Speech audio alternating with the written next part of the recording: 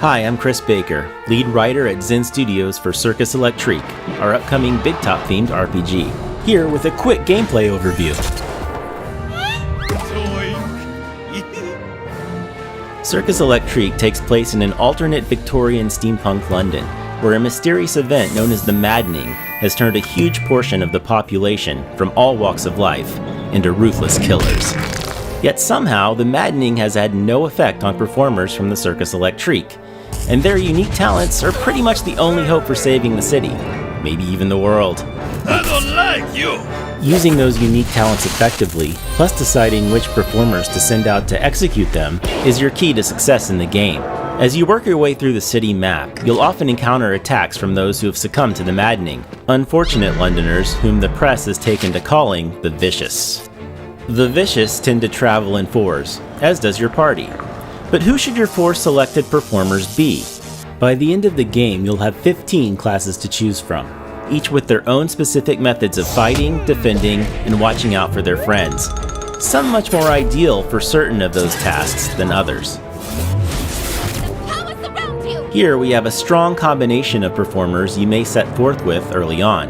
A strong man who, as they'd say in 1899, offers a mighty kerwallop. A clown who specializes in the healing power of laughter. An escape artist, also adept at the art of capturing enemies in place. And of course, a fire blower, who blows freaking fire. Notice how they're positioned. Positioning is a core strategic consideration in Circus Electrique, and we'll let Balthazar the strongman here show you why that is.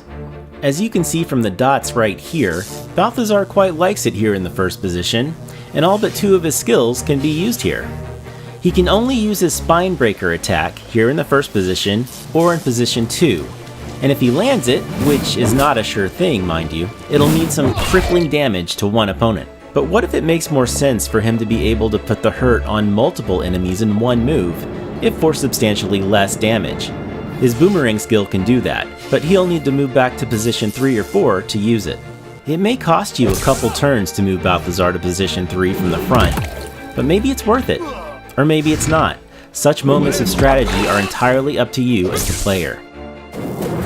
You're very flammable! Certain character types have skills that can rapidly affect positioning, both within your party and against the Vicious. Positioning is part of your enemy's effectiveness too, after all. Another thing to consider is the devotion level of a performer, which more or less equates to the character's morale.